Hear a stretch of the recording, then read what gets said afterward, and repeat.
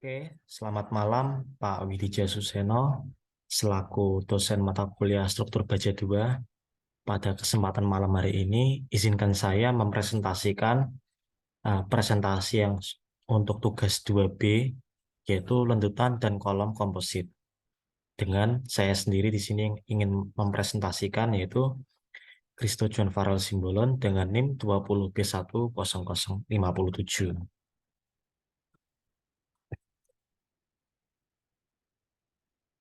Oke, yang pertama, pada umumnya daerah momen positif pada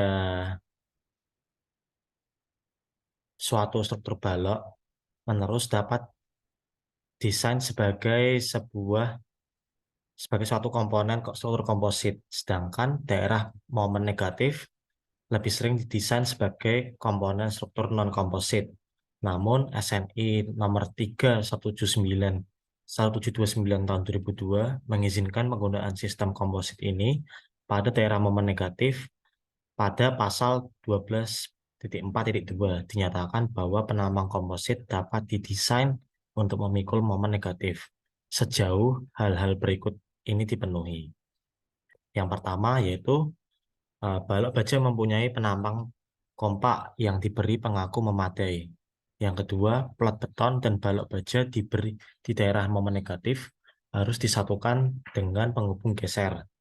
Lalu yang ketiga, tulangan plat yang sejajar dengan balok baja di sepanjang daerah lebar efektif, plat beton harus diangkat dengan baik. Oke, selanjutnya untuk 12.8, bab subbab 12.8 yaitu lentutan. Komponen struktur komposit memiliki momen inersia yang lebih besar daripada komponen struktur non-komposit. Akibatnya, lentutan pada komponen struktur komposit akan lebih kecil pada daerah momen positif beton, akan mengalami tekan secara berkesinambungan yang akan mengakibatkan beton mengalami gejala rengkak atau creep. Lentutan jangka panjang yang terjadi pada komponen struktur komposit diperkirakan dengan cara mengurangi luas plat beton sehingga momen inersia akan mengecil. Nah, luasan plat beton biasanya direduksi dengan cara membagi lebar plat dengan angka 2N atau 3N, dengan N sendiri adalah rasio modulus. Nah, pada konstruksi tanpa perancah atau unshored, diperlukan sebanyak 3 buah momen inersia yang berbeda untuk menentukan lentutan jangka panjang, yaitu LS dan LTR. Lalu untuk contoh soalnya, di sini dijelaskan tentukan lentutan pada saat konstruksi serta lentutan jangka panjang dari konstruksi komposit dengan profil baja WF yaitu 300 kali 150 kali 6,5 kali 9 dan dengan data-data sebagai berikut ini. Untuk tebal plat yaitu memiliki tebal 12 cm.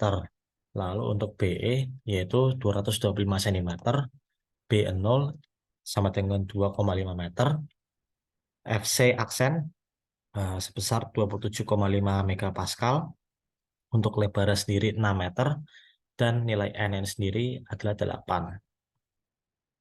Lalu kita menuju ke pembahasan contoh soal tadi. Nah, untuk pembahasan kali ini,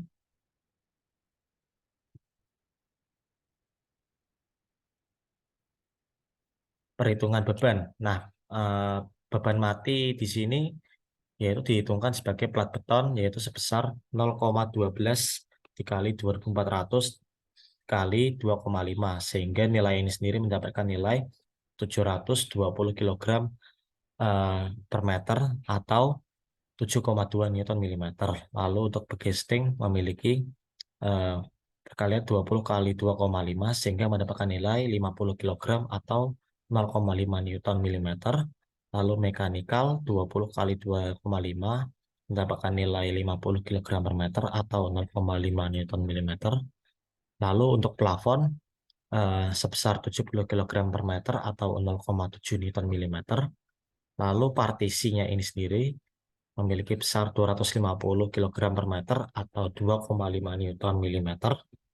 Lalu untuk berat sendiri profil, yaitu direncanakan sebesar 36,7 kg per meter atau 0,367 Newton milimeter. Dan beban hidup ini sendiri memiliki besar 1000 kg per meter atau 10 Newton per milimeter. Nah, setelah kita menghitung beban mati pada bangunan tadi, eh, selanjutnya kita akan menghitung lanjutan pada saat konstruksi. Nah, akibat plat dan berat sendiri profil untuk delta 1 yaitu memiliki rumus 5 dikalikan Q kali L pangkat 4 dibagi 384 dikali E dikali I. Sehingga ketemu penjabarannya sebagai berikut.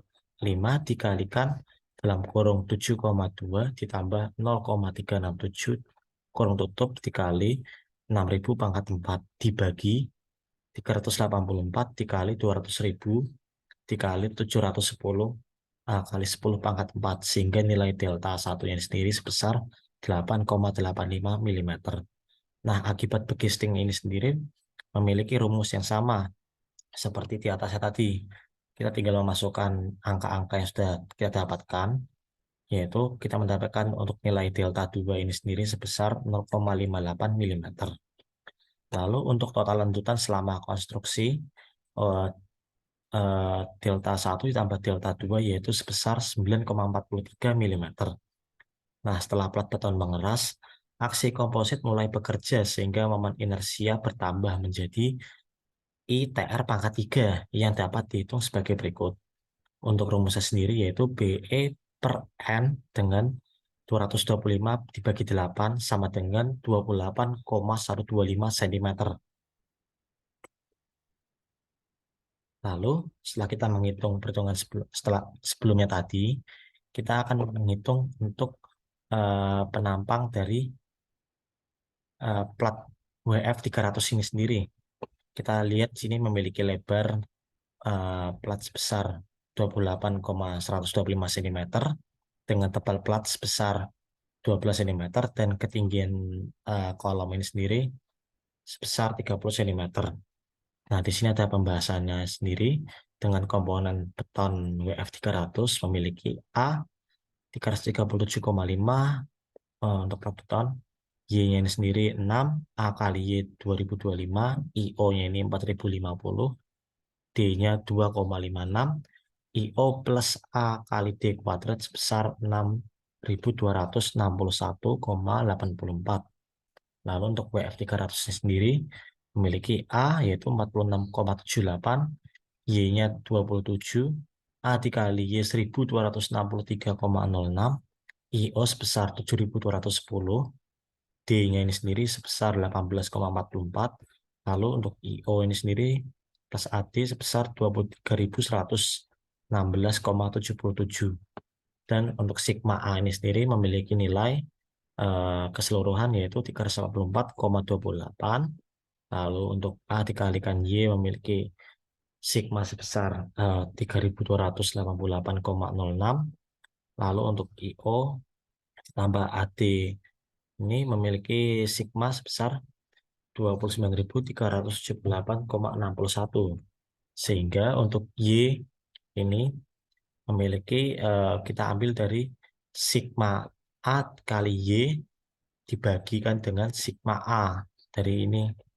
Sehingga kita menemukan nilai Y sebesar 8,56 cm. Lalu di sini ada lanjutan akibat beban mekanikal atau plafon dan partisi. Untuk delta 3 ini sendiri rumusnya sama seperti tadi, tapi untuk kali ini adalah lanjutan akibat beban mekanikal, plafon, dan partisi. Kita masukkan komponen-komponen tadi beban yang kita cari dengan delta 3 ini sendiri memiliki nilai sebesar 1,06 mm. Lalu untuk lanjutan akibat beban hidup yaitu delta 4 memiliki sebesar 2,87 mm. Lalu untuk menghitung lanjutan jangka panjang akibat beban rangkak lebar efektif plat beton direduksi sebesar 50%. Sehingga nilai rumusnya yaitu BE per 2N yang memiliki 225 per 2 kali 8, sehingga nilai ini memiliki nilai 14,0625 cm. Nah, nilai ini bisa kita jabarkan dalam bentuk gambar ini. Untuk nilai 14,0625 cm, kita bisa taruh di lebar ini, lebar efektif plat beton yang direduksi sebesar 50%. Lalu untuk 12 cm tebal platnya. Untuk nilai Y tadi itu sendiri seperti pada slide sebelumnya, dan ini tingginya sebesar 30 cm. Lalu untuk ini adalah pembahasan untuk yang tadi, komponen plat beton dan komponen WF 300. Bisa kita lihat di tabel ini, untuk sigma A ini sendiri sebesar 215,53, sigma A kali Y sebesar 2275,56, lalu ada sigma IO plus A kali D kuadrat sebesar 25.387,32, sehingga nilai Y sama dengan sigma A dikali Y dibagi sigma A ini, sehingga nilai Y ini sendiri sebesar 10,56 cm. Lalu setelah kita menghitung nilai Y ini, kita bisa menghitung lantutan jangka panjang akibat rangkak, yaitu delta 5 sebesar 1,23 mm. Nah, untuk rangkuman sendiri, ada tadi ya 5 delta. Jadi ada 5 kali tahap perhitungan. Yang pertama, lantutan pada saat konstruksi atau aksi komposit belum bekerja, yaitu delta 1 tambah delta 2 sama dengan 8,85 ditambah 0,58 sama dengan 9,43 mm. Lalu yang kedua ada lantutan jangka pendek tanpa beban hidup dengan rumus delta 1 ditambahkan dengan delta 3, sehingga nilainya sebesar 9,91 mm. Lalu yang ketiga, lantutan jangka pendek dengan beban hidup memiliki rumus delta 1 ditambahkan delta 2 ditambah delta 4, sehingga nilainya sebesar 12,78 mm. Lalu yang keempat, lantutan jangka panjang tanpa beban hidup memiliki rumus delta 1 tambah delta 5, sehingga nilainya sebesar 10,08 mm. Lalu yang terakhir, lantutan jangka panjang dengan beban hidup, yaitu delta 1 ditambah delta 4 ditambah delta 3, memiliki besar 12,95 mm.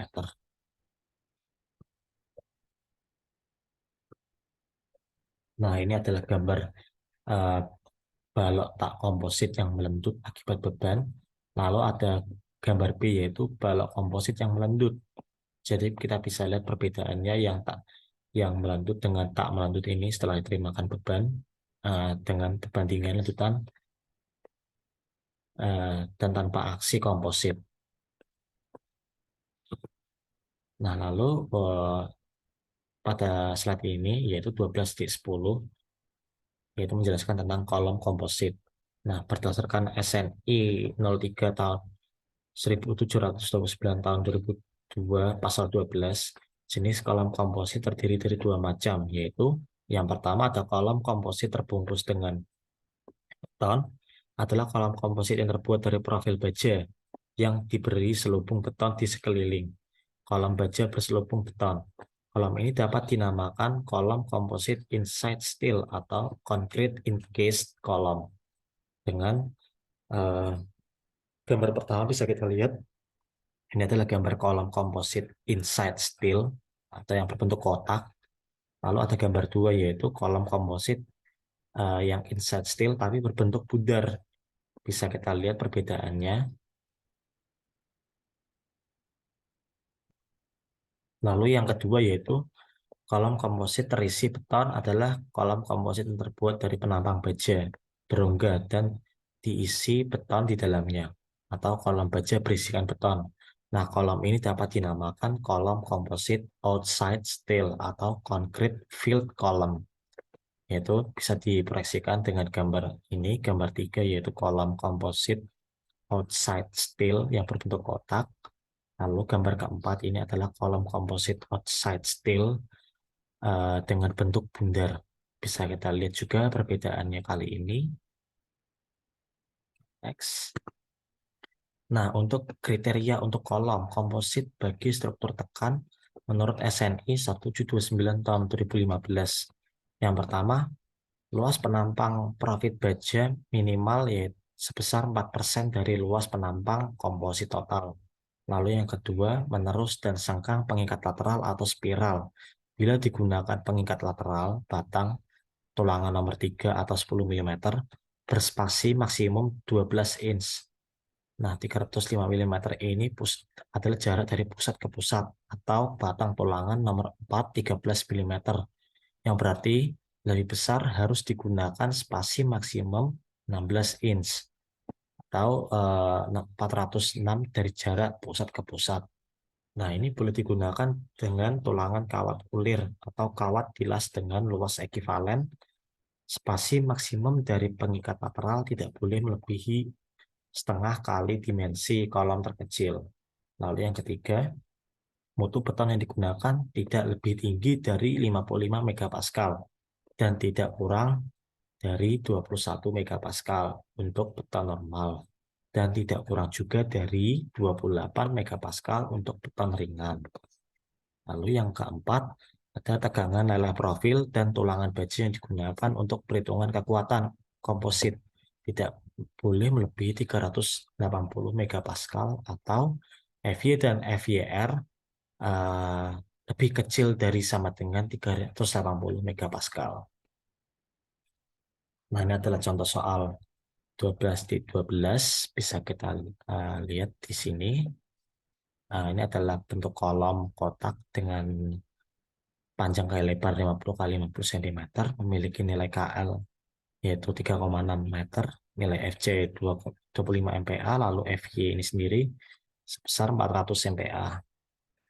Nah, dengan penyelesaian sebagai berikut. Luas beton atau AC sama dengan 500 kali 500, sehingga luasnya ini sendiri sebesar 250.000 mm persegi.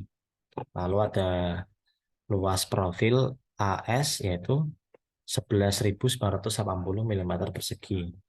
Lalu ada untuk periksa terhadap syarat luas minimum profil baja dengan rumus AS dibagikan AC, yaitu mendapatkan nilai 4,79%. Dengan kita ambil nilai 4,79% ini lebih besar dari 4% ya, dengan menandakan perhitungan kali ini oke.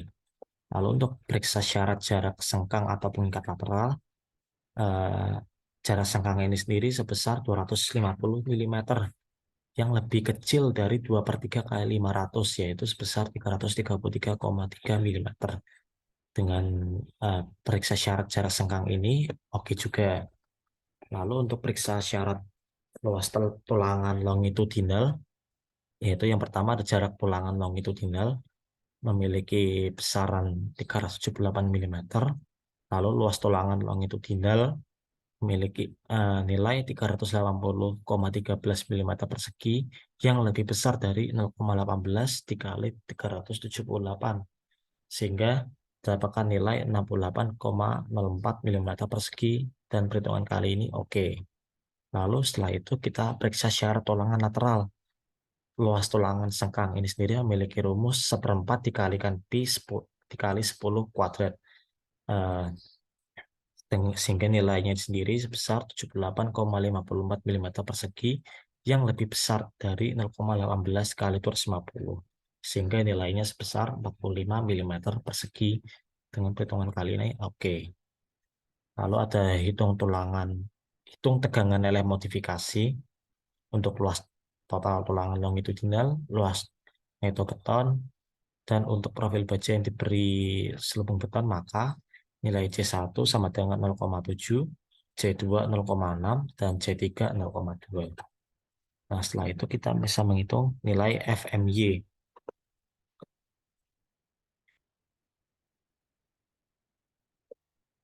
Nilai FMY dengan rumus FY ditambah C1 kali FYR dalam kurung A per R, AR per AS ditambah C2 FC kita dalam kurung AC per AS. sehingga nilai FMY sebesar 571,66 megapascal. Nah, sekian presentasi dari saya. Kurang lebihnya saya minta maaf jika ada salah kata. Terima kasih. Selamat malam, Pak Widijan.